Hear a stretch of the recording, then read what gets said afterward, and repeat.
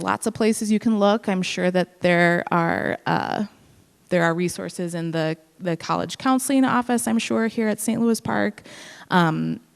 Searching on the web, there's websites like FastWeb Scholarships. The College Board also has a scholarship search engine. St. Kate's has a listing of outside awards. Even if you're not going to St. Kate's, I encourage you to go look at it. We constantly get emails from people saying, we have this scholarship, can you let students know about it? So someone in our office compiles that into a list and keeps it updated with the deadlines and everything. So that's on our financial aid website if you want to take a look at those. And then parent-employers, sometimes employers give benefits for dependents who are attending college, so it's always good to check with that. And then loans. So loans are automatically going to be offered to you if you do the FAFSA. Everyone who does the FAFSA will be offered the federal Stafford loan through the federal government. So there are two types that you could possibly receive, and it will depend on your financial need. It'll depend on your financial aid eligibility. Subsidized loans are the more favorable loan out there. That's the one that does not charge interest while the student is enrolled at least half time in school. So no interest for the 4 years that you're enrolled, or 6 years that you're enrolled if it takes you that long. Interest will begin accruing 6 months after you graduate, though. The unsubsidized loan has interest accruing while you are in school. So still a good loan in that it's a low interest rate. It's about 4% right now. And it's a no questions asked loan. There's no credit application for the student or anything like that. They just get it automatically if they want it. But not as good as the subsidized because interest is accruing while the student is in school. Both are good because, like I said, you don't have any credit checks or cosigners needed, and repayment is completely deferred until 6 months after you graduate.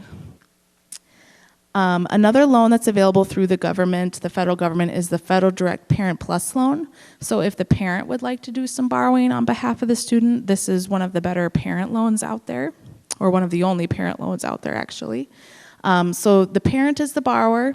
The parent is responsible for repayment, and it is a fixed interest rate. And repayment begins while the student is still in school. If you would like to defer it until after the student graduates, you can, but interest will still be accruing while they're in school. And then there are a ton of alternative and private student loans out there. These would be through lenders like Sallie Mae, Wells Fargo, Discover. The Minnesota Office of Higher Education has their own loan program called the Minnesota Self Loan. And these are loans where the student is the primary borrower. They are credit-based, so the student is going to need a cosigner, which can be a parent or grandparent or anyone else who's willing to cosign on the loan for the student. The majority of them will not require repayment until after graduation. Yeah, and the interest rates and fees are going to be completely dependent on the creditworthiness of the cosigner. So that will kind of vary depending on the credit and the loan lender. Student employment and work study. So I mentioned this a little bit earlier. If a student gets work study, they have the ability to work on campus. Pretty flexible hours. Campuses are 24-hour businesses, so they can kind of work at any time of the day and work it around their class schedule. They can use it as spending money, you know, pizza on Fridays, or I need a new toothbrush, or I need shampoo kind of thing. Or some of the other students who really need the work study money to make college possible, they can put it directly toward their student bill and put it toward their actual tuition if they want. You'll want to check with your specific college about their student employment program, who gets it, is it possible to work on campus if you don't get work study, that kind of thing, and what goes into finding a job on campus, because it'll vary from school to school. Special circumstances. So there's always caveats, there's always a what if, and these are the kind of special circumstances we can take into account if one of these things happens to your family, and the FAFSA just doesn't have a section on it where you can explain that to us. So pretty much all colleges will have some kind of special circumstance process for you, or an appeal process, if one of these things were to happen to you. So if you had a change in income, you have a parent who becomes unemployed, the death of a parent or a spouse, or separation of the parents, all of those kind of things can affect your income.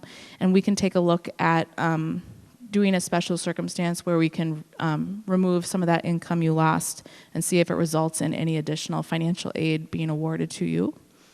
Unusual out-of-pocket medical expenses. So if your medical expenses kind of get out of control for a year, or maybe somebody gets diagnosed with cancer or something and there's just a ton of bills and hospital stays and that kind of thing, or you're not working because you're at the hospital, that's something that you'd want to let the financial aid office know about, so we can take that into account. One-time income, so inheritance, severance pay, maybe a one-time withdrawal from a pension for an emergency or something. Those are things that we can usually make exceptions for. And then not all schools do this one, but elementary or secondary school tuition paid. So if the family is sending their child to a private high school, not all schools will do that, but that can be taken into account too. And then the last one is dependency override, and that just would mean that we would make the student independent because they don't have contact with their parents, or something has happened where they can't provide parent information, and we would waive the parent information.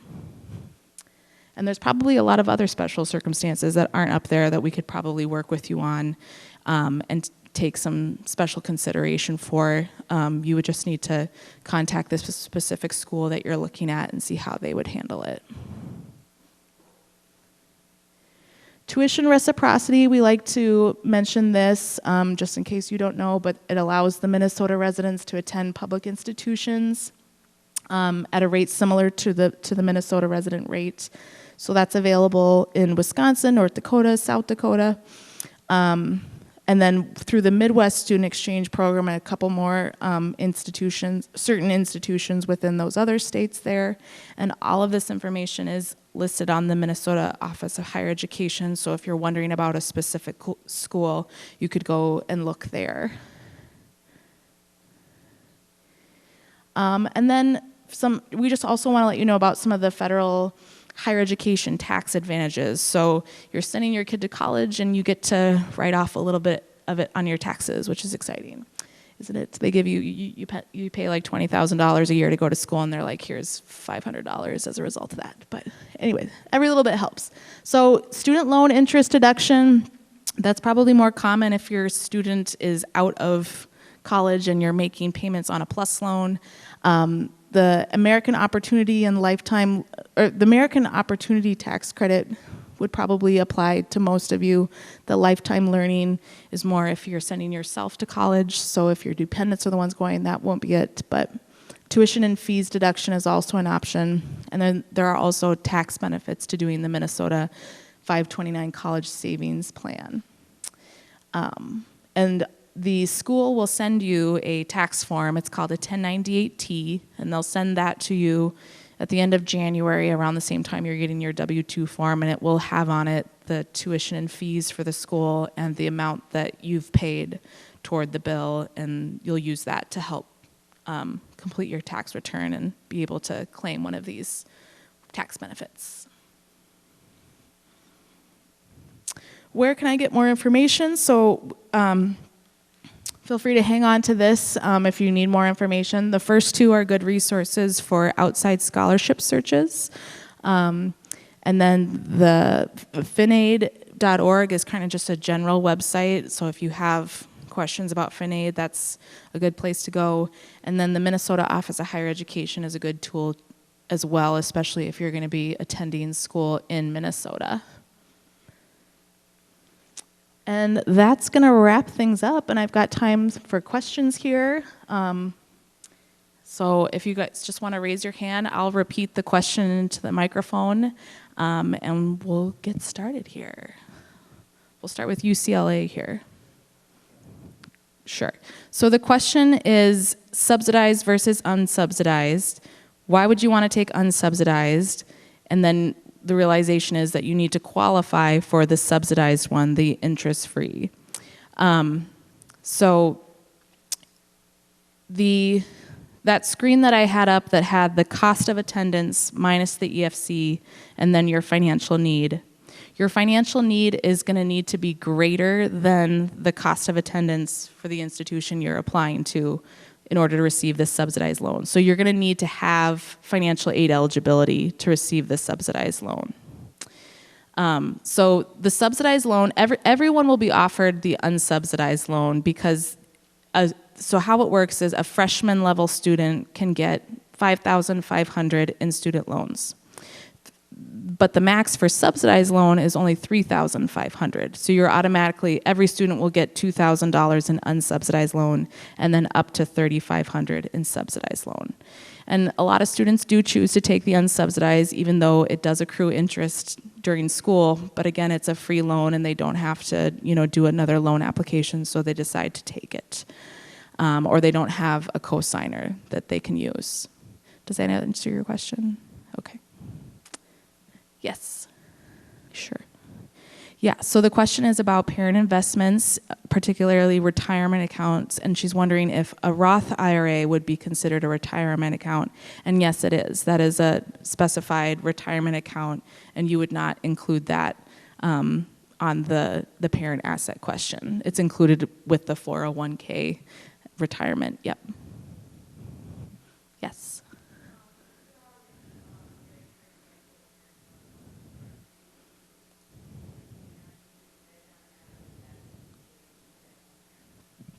They do not. The question is, if you are already paying on a Parent Plus loan from a previous child that you've sent to college, does that get factored into the FAFSA? And it does not. It will not ask you about educational loan payments that you're already making. However, certain schools would consider that a special circumstance since that's a portion of your income that's going toward an educational expense. Especially if that student that the loan is for is still in your household and you're still supporting that student. So that could potentially be a special circumstance that you could ask the college about. Yes?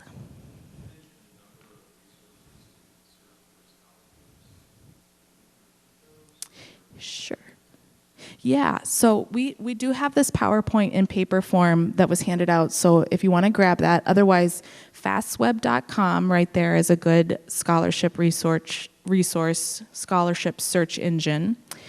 They will send you multiple emails a day, so sometimes I tell students to create a special Yahoo or Gmail account that's just like student name scholarship search at gmail.com so that that can be their one place to get all of their scholarship information, and they can set aside a couple hours a week to just look for scholarships alone and look through that email. The other one I mentioned was the College Board website. They have a college scholarship search service. And then it's not up here, but our St. Kate's outside award listing is also a good resource. So if you were to go to stkate.edu, click on the financial aid website, and then click on scholarships, it would be listed right there. It says St. Kate's outside scholarship listing. Yes. Yes, the parent will also get it, yep. And you'll also get it immediately after you've done the FAFSA, and it will show it to you right there, and you can print it out too. Yep. Yes. Yeah. So the question is, with the outside scholarships, does that reduce the financial aid you're already receiving from a college because you're getting the outside scholarship? And the answer to the question is that it varies depending on what school you're at. A lot of schools, well, not a lot of schools, but some of the more competitive private schools who don't do a lot of merit scholarships will only do need-based awards. And if they're already meeting your full financial need eligibility, then if you get that outside award, then yes, it is going to replace the gift aid that you're already receiving from that college. Other schools who do more merit scholarships, and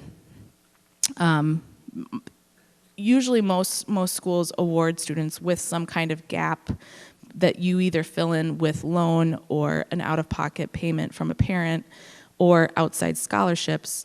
Usually those outside scholarships can go in and fill that gap and not replace any of the scholarship. So you'd want to check with the specific schools that you're applying to and see what their policy is on that.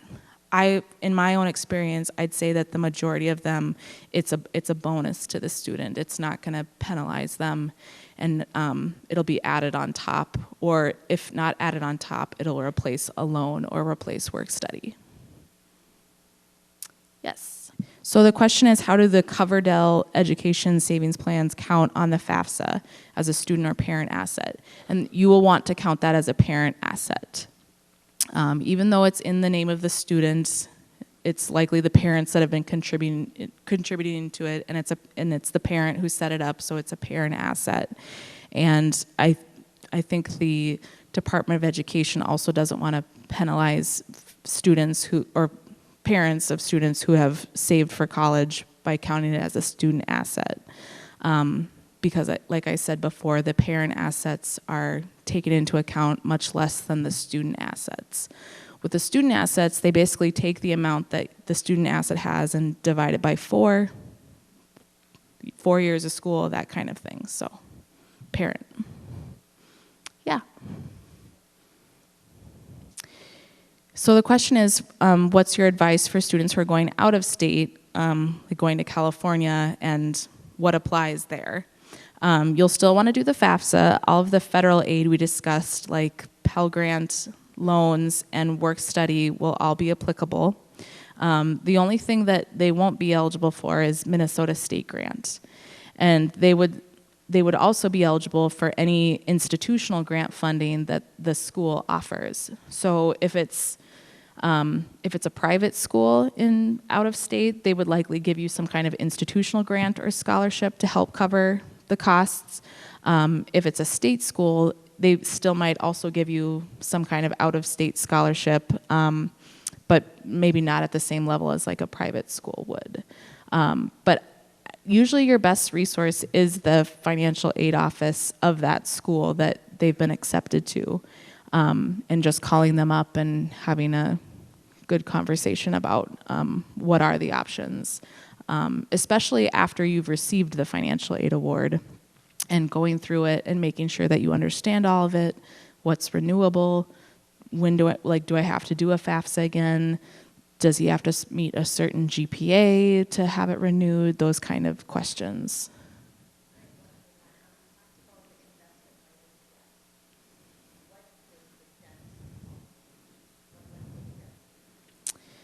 So the question is, talking about the parent assets again, we talked about reporting your investments minus debt. And debt would be anything that you owe on that investment. So the debt is really more applying to the real estate portion of the question. So if you have other real estate, like a vacation home or a rental property, and you have a mortgage out on that, then you could include the debt on that to lower the amount of equity that you have in it. Okay. Yes. Right. So the question is about out of state and using Minnesota aid. And when I said they wouldn't be eligible for Minnesota grant, I meant Minnesota state grant, which is the need-based grant that you get from the state. And if you were awarded a Minnesota scholarship, from a agency or an organization here in Minnesota that gives out scholarships, that would be able to be used at an out-of-state school. I was talking more specifically about the actual Minnesota state grant that's given by the state government as a need-based fund, because that grant requires you to go to school in Minnesota.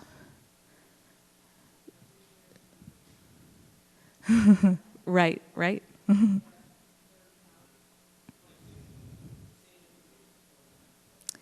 It is, yes. So the question is about When the FAFSA shifts from 16-17 year to the 17-18 year, and the 17-18 year is the year where it's going to be available October 1st instead of January 1st, will we have 2 back-to-back years of the same income information? And the answer is yes. So they don't have a real answer or a way to get around that. If they want to make this switch, there's just going to have to be 1 year where they look at the same income information twice.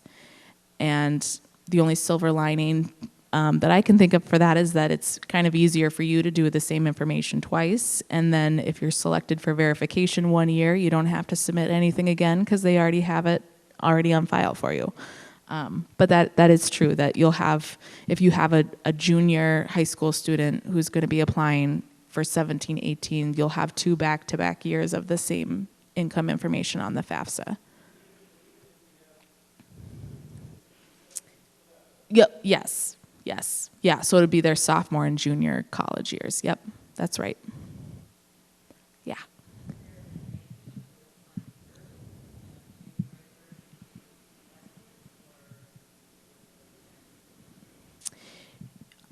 I would say the question is there an advantage to applying early, or should you do it in January and February, or should you wait till your taxes are done? I would say look at the financial aid deadlines for the colleges that your student is applying to. A lot of them have deadlines of February 1st or February 15th as their priority deadline.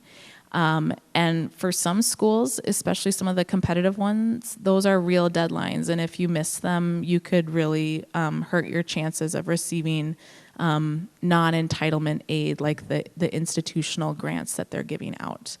Other schools, you might have later deadlines, or you could maybe file a FAFSA on June 1st and still get the same award that you would have gotten on February 1st. So it really depends on the deadlines for each of the colleges that you're looking at. I would err on the side of caution and get an estimated FAFSA in there and get that taken care of, and then go back and update it once your taxes are completed. Yes. Sure. We can go back to that slide too. So the question was about household size and wanting to go through that again. Okay. So household size, the easiest way to think of it is who's living in your house right now, and are they still going to be living there for this coming school year? So who are you supporting in your household? And for most people, it's you're supporting the people in your household more than 50%, and you would put that on the FAFSA. Sometimes people ask us, well, my mother or grandma lives down the street in an apartment, and she doesn't physically live with us, but we pay her mortgage or her rent, and we pay all of her expenses and that kind of thing. Can we include her?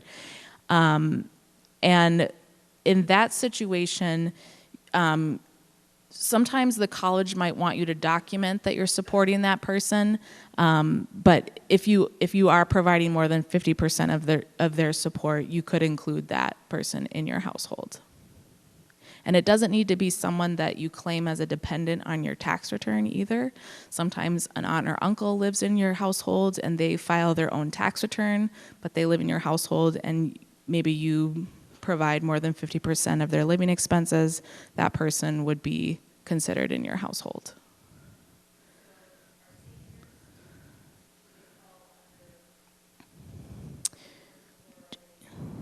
Do you mean the seniors in high school?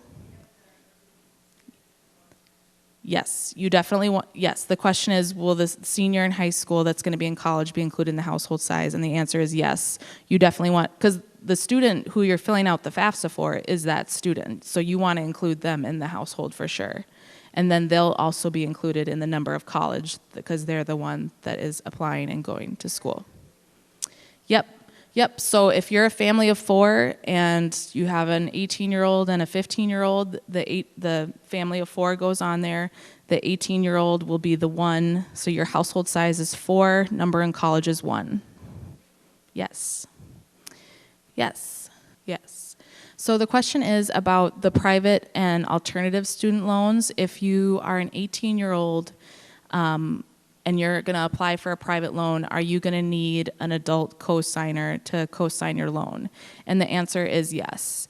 This used to not be the case, before 2008, 2009, when the banks kind of crashed and everything. But these days, all of the lenders are going to require a credit-worthy cosigner, especially if you're 18 and you don't have a credit history of your own and don't have established credit. Maybe if you're 21 and you've had a credit card for a couple years and you might have a little bit of established credit, you might be able to get approved for a loan. It'll probably be a really high interest rate though. So the best case scenario is to apply with a cosigner. And it does not have to be a parent. It can be a friend, family friend, relative, grandparent, anyone who is willing to co-sign the loan for you. And they also have programs where the co-signer can be let off the hook, let off the loan if you make your first 12 payments on time. So that's an option too. Yes, so the question is, how would someone co-sign the loan if they're not your parent and that kind of thing? The lender that you're getting the loan from will have the cosigner fill out an application and sign a statement that says, I agree to have my credit checked as part of this loan application. I agree to repay the loan if for whatever reason the student cannot make repayment. I agree to all of that. Does that answer your question? Is that what you were asking? Okay. Yes.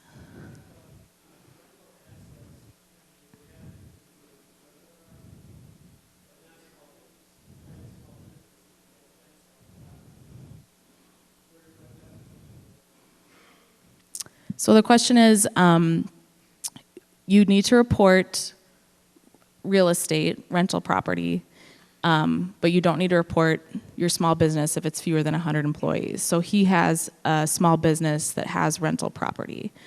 I would classify that under your business, and I would not count it as a rental property, unless the rental property. Unless the income that you're getting from the rental property is going on your personal tax return and you're getting some kind of income or benefit from it, that's kind of a judgment call question kind of thing, and they're not gonna call you out on it if you misreport something like that. And I would probably report it as, or not report it, but I would include it under your business assets and leave it off the FAFSA. Yeah. Yes. Yes. So the question is about one-time income. For example, if you take an early withdrawal or one-time withdrawal from an IRA or other retirement account to pay off debt or to pay off a loan, that's going to show up as income on your tax return.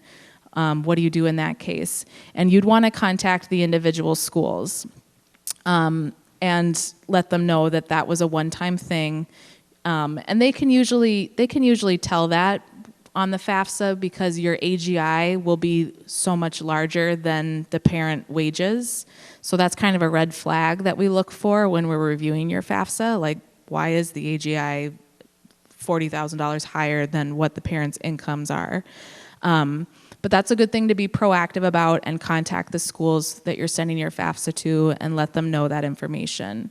A lot of them will just be like, thank you for letting us know, we can take that out for you, or some of them might ask for a copy of your tax return or some other kind of documentation to show that. Yes. Sure. So the question is for applying for out-of-state schools, how to go about looking for financial aid. And I'm sorry if I've given the impression that if this stuff only applies to if you're applying to a Minnesota school, because it doesn't. It's going to be the same everywhere you apply. It's going to be the FAFSA. You might need to do the CSS profile that I talked about before, or you might need to do a special form with the specific college that you're doing to make sure that you get reviewed for everything that you're eligible for. Those scholarship search engines that I mentioned are nationwide, so any scholarships that you get from that are going to be good at any school you go to. And the same thing with private loans. You can take any, schools will accept any kind of money. So they don't have a preference for lenders. You don't have to use just Wells Fargo or anything like that. You can use pretty much any private loan lender, no matter what school you're going to across the country.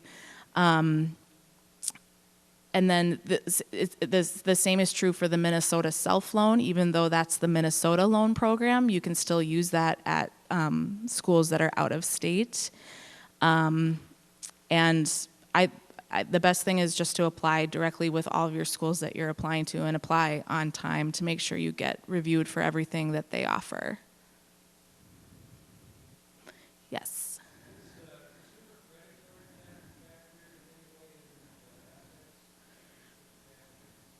Sure. So the question is consumer credit card debt factored into parent assets or anywhere else on the FAFSA? And the answer is no. So the FAFSA, the Department of Education considers that just a lifestyle choice, so that's not a question on the FAFSA. So it will not ask you about it. The only debt that it's going to really consider is any debt against investments, like the debt you might own on other real estate or something like that.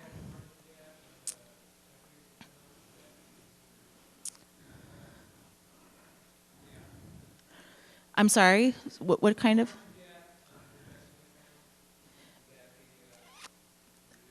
You know, I don't know that specific. I would say you probably could. They're really just looking for the current balance of an investment account. Yeah.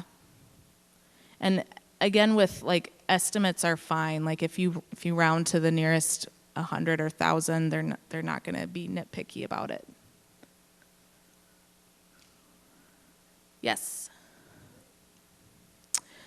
I don't know. The question is, what are the odds of actually getting a scholarship on these nationwide scholarship search? And I really don't know. There are a ton out there. Some of them are for specific majors or ethnicity or hometown or interests or things like that. There are really a lot out there. What I do know is the students who actually do put in the most effort and apply to a lot usually get the best returns. So you do need to cast a pretty wide net to be considered for those and potentially win one of those. Yeah. So the question is about child support and if there's any advantage to receiving it through federal, like court-ordered child support, or yeah, or just one parent giving it to another parent. And this is an honesty question on the FAFSA. So it's not going to ask you that specific. It's going to ask you, do you receive child support during this year, and if so, what was the amount? So it's not going to get that specific on you. It will also have a catch-all question where it asks you to report all gifts that you received, all gift money, and any payments that you've received. So you would want to report that, if not in the child support paid question, then in that catch-all question for gifts received. Yep. And that's something like if you are selected for verification, they're not going to track down the court documents, and they're not going to check the federal system or anything like that. They're going to go off your word and what you document. Yeah.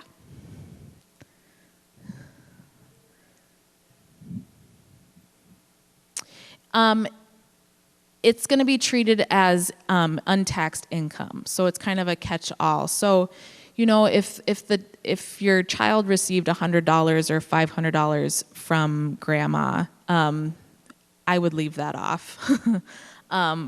Yeah, but if it's a regular occurrence, like if you have, if you're a low-income family and your sister gives you $500 a month just to help with bills or something like that, if it's a regular occurrence, I would report that.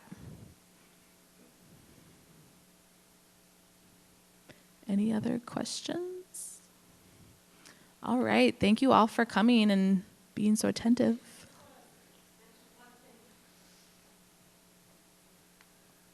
my students always know that I like to talk a lot, so I always have stuff to say at the end. First of all, thank you for coming. The one thing I just want to alert particularly senior parents is that in about mid-February, the St. Louis Park Dollars for Scholars will have their application out, and that is local scholarships from our community where our seniors can apply for potential scholarships. And that can range anywhere from $500 to perhaps $1,500 or $2,000. So it really just depends on how many of the seniors apply for that. And again, that will be in mid-February that information will come out. And the notifications come out early May for that piece. And I was at a financial aid conference about a month ago because one thing that I often talk with students about is scholarships like FastWeb. And on their Naviance account, there's a great search engine as well for students to be looking at that. And Katie, one thing I want to say is that one thing I heard, and correct me if I'm wrong, but one thing the financial aid people said is that for those private scholarships that come out from like FastWeb or Dollars for Scholars, places like that, the figure that they told us was only about $1,800 in scholarships. That's about how much students receive. So a lot of times I'll hear students, say I need scholarships, I need to find scholarships, and the reality is it's only about $1,800 that comes from. And in sites like FastWeb, like College Board, it depends on how many students do those applications. And I can tell you that with my seniors right now, they're so overwhelmed with dealing with their college applications that to do one more application for scholarships, they see something come into their inbox and they might have to do a paper or a project or something, and they're like, I don't have time, delete.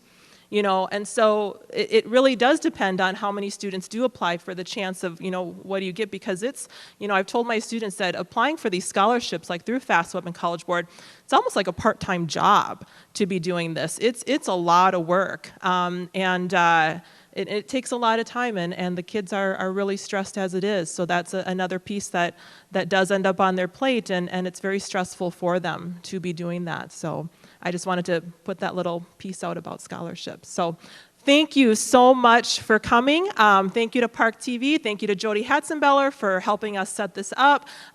Thank you, Katie, for coming out.